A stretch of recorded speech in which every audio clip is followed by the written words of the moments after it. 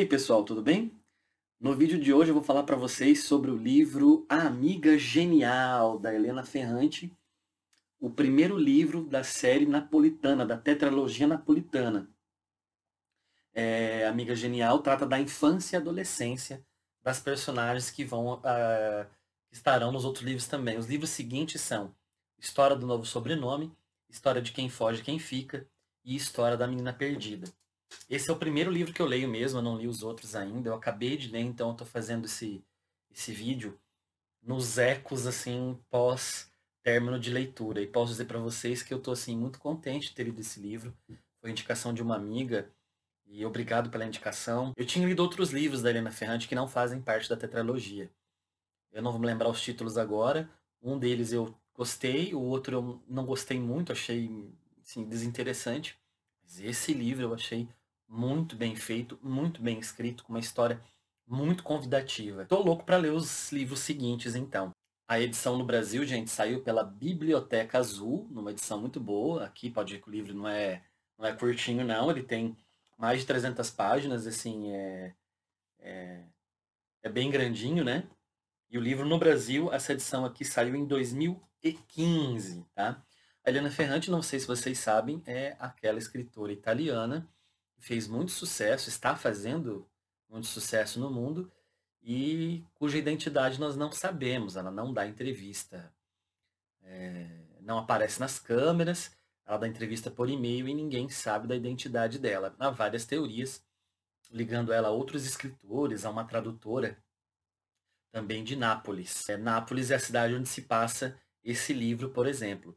E nós temos aí nessa história o quê? Dois planos narrativos. O primeiro plano é bem curto, é bem sucinto no começo, e o segundo plano ocupa basicamente todo o livro. E nesse primeiro plano a gente tem Helena Greco, que não é Helena Ferrante, então é Helena. Já é uma pessoa adulta, a gente não sabe quantos anos ela tem, mas ela recebe o telefonema do filho de uma amiga, dizendo que a mãe desapareceu. Ela desapareceu, levou com ela muitas coisas que remetiam à sua vida e à sua relação com o filho, etc.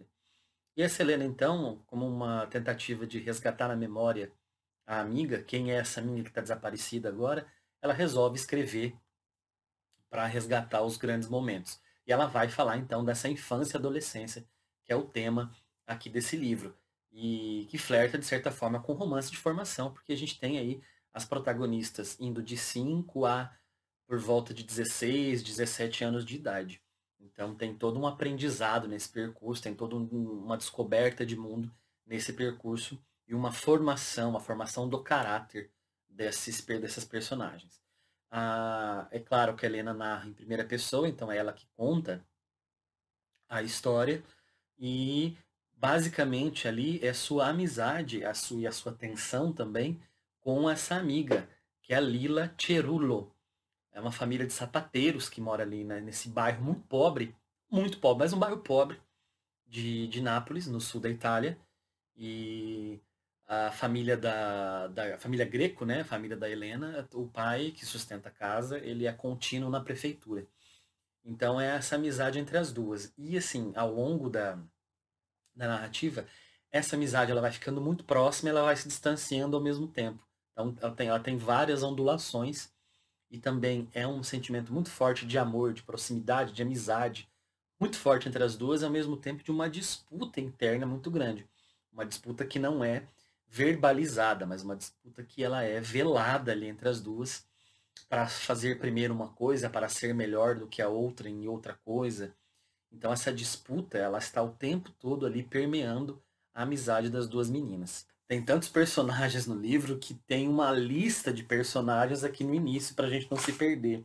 Então a gente tem várias famílias e o nome das famílias e os personagens dessas famílias, né? Então além da família Cerullo e da família Greco, que são as duas das protagonistas do livro, tem a família Carati, a família Peluso, a família Capuccio, Sarratore, Scano, Solara, Spagnuolo e outros personagens que não estão relacionados às famílias necessariamente. Então, assim, uma descrição desses personagens, todos esses personagens, eles povoam o livro. Então, a autora passa bastante tempo, então, falando desses outros personagens periféricos, né? Então ela povoa muito bem esse espaço. Esse é um grande trunfo do livro, porque ela consegue ocupar todo esse espaço, então não é só a Helena e a Lila. Há uma constelação de personagens que perpassam ali, que estão também em tensão com as protagonistas, que também interagem muito e que também são importantes nessa construção das relações dessas duas protagonistas do livro. E a Lila, aos olhos da Helena, me parece ser uma pessoa sempre incontrolável, difícil lidar, com um gênio bem forte, mas também genial. Talvez aí o título Amiga Genial, embora mais para o final do livro apareça uma outra relação com o título Amiga Genial. Porque ela é muito boa em tudo que ela faz. A Lila, tudo que ela põe a mão, ela faz muito bem.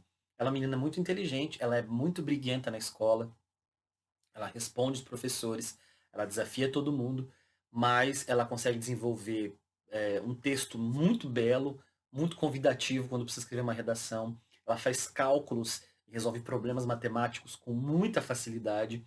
Então, assim, é, um espírito muito complexo, essa Lila. E a gente está vendo a Lila pelos olhos da Helena, com quem eu falei, né?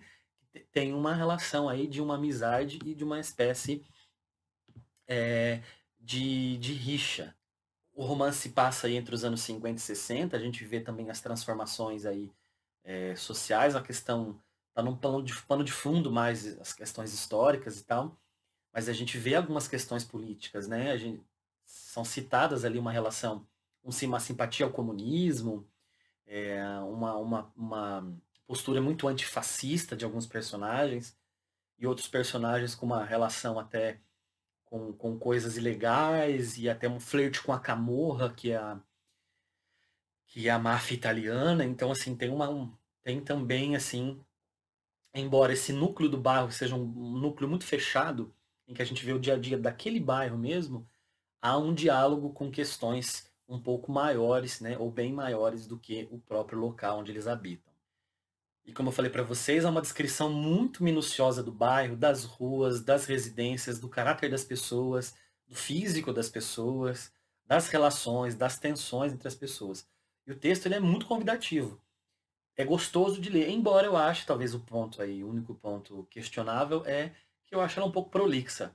Ela se estende demais em alguns acontecimentos, por exemplo, no, nos preparativos de o casamento de uma das personagens mais pro final do livro, do meio pro final, passa-se muito tempo descrevendo muita coisa e essas tensõezinhas entre as personagens. Repito, algumas dessas tensões são muito importantes e realmente explorá-las no livro é, foi muito interessante para dar toda a complexidade que o livro tem. Mas eu acho que ela passa um pouquinho do ponto. Bom, então basicamente, gente, o que se trata o livro? É bem essa amizade aí, mas também muito mais coisas desse romance de formação, né? A sutileza dos anseios dos jovens, e sobretudo de um mundo muito feminino, né? É o olhar feminino da Helena em relação ao mundo, da Helena em relação a Lila, em relação à sua família e outras coisas, né? Então, assim, como se comportar, o que fazer, o que vai ser do futuro delas, a relação com os pais, a relação com as amigas, a relação com as autoridades, como os professores que são muito severos, o ambiente da escola, as descobertas gerais da adolescência. Eu acho que o livro passa por todas essas questões, né? E de maneira muito sutil e ao mesmo tempo muito profunda. E por isso que eu acho que é muito interessante, é muito gostoso. Você se sente personagem do livro. Você parece que você está ali no meio, habitando aquele cosmos particular criado pela Helena. Então, assim, a Helena Greco, personagem, ela está tendo sempre que, além de tudo isso, né, que eu falei das descobertas, das relações, do pensamento no futuro, etc., ela está tendo que provar sempre para a amiga Lila que ela é boa o suficiente, porque a Lila é genial em tudo. Tem um momento do livro, isso não é de certa forma, um spoiler, a família da Lila não quer mais que ela estude, né?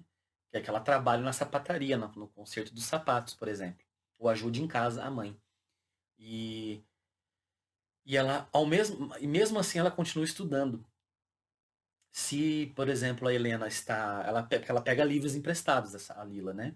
E mesmo a Helena na escola, por exemplo, tirando notas boas em latim, por exemplo, 8 ou 9, Quando ela tinha aprendido, por exemplo, a primeira ou a segunda declinação do latim, a Lila, estudando a parte, já dominava a terceira declinação do latim. Quando ela aprendeu grego, começa a aprender grego, a Helena, a Lila já começa a escrever em grego. Ou seja, a Lila parece sempre estar um passo à frente da Helena. E a Helena tem que provar que ela é boa o suficiente para a amiga. Parece ser sempre um ponto de referência para ela. E na adolescência tem uma transformação, porque no começo da adolescência a Helena é a primeira a ter o corpo em transformação e a Lila era vista como uma menina mirrada e raquítica e feia. E de repente a Lila se transforma numa mulher muito bonita. É, a Helena meio que fica meio gordinha, então ela tem um complexo aí, quer dizer, além de provar para a amiga que ela era boa intelectualmente, tem uma questão da disputa entre os meninos. Os meninos começam a se interessar muito pela Lila e a cortejá-la o tempo todo. E a Helena se sente um pouco inferior a isso, porque se sente esquecida, se sente colocada à margem. E é isso, gente. Posso dizer para vocês que eu adorei ler esse livro, gostei muito de ler Amiga Genial, gostei de voltar a Helena Ferrante. Espero ler os livros seguintes dessa tetralogia napolitana. E assim que eu ler os livros seguintes, eu pretendo fazer mais vídeos, fazer vídeos de cada um desses livros, ok? Você já leu Helena Ferrante? Já leu algum livro dela? Já leu essa saga napolitana ou não? O que você achou? Escreva aí nos comentários e me diga a opinião de vocês, ok?